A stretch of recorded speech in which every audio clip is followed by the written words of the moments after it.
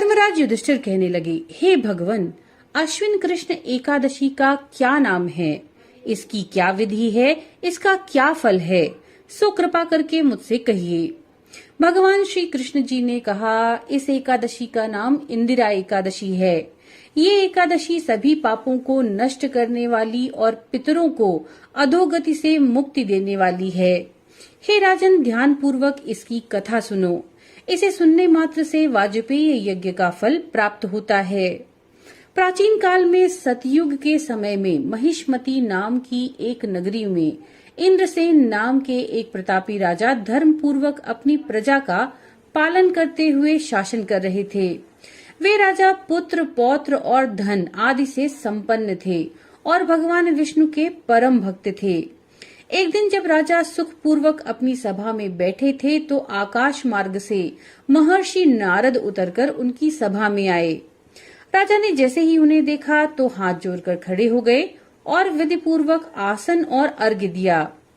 सुख से बैठकर मुनि ने राजा से पूछा, हे राजन, आपके सातों अंग कुशल पूर्वक तो हैं, आपकी बुद्धि धर्म में और मन विष्णु भक्ति में तो रहता है।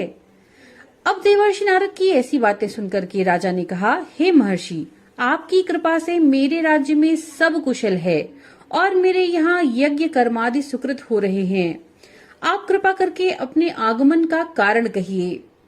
तब ऋषि कहने लगे, हे राजन, आप आश्चर्य देने वाले मेरे वचनों को सुनिए। मैं एक समय ब्रह्मलोक से यमलोक को गया। वहाँ श्रद्धा पूर्वक यमराज से पूजित होकर मैंने धर्मशील और सत्यवान धर्मराज की प्रशंसा की।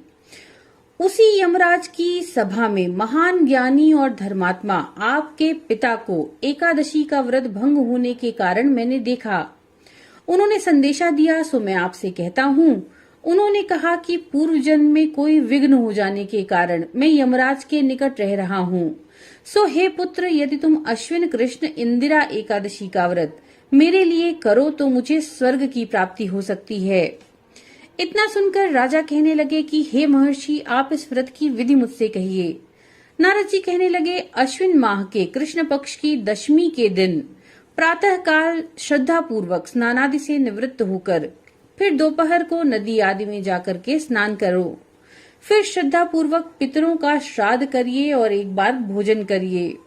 प्रातः काल होने पर एकादशी के दिन दातून आदि करके स्नान करें। फिर व्रत के नियमों को भक्ति पूर्वक ग्रहण करते हुए ये प्रतिज्ञा करें कि मैं आज संपूर्ण भोगों को त्याग कर निराहार एकादशी का व्रत करूंगा।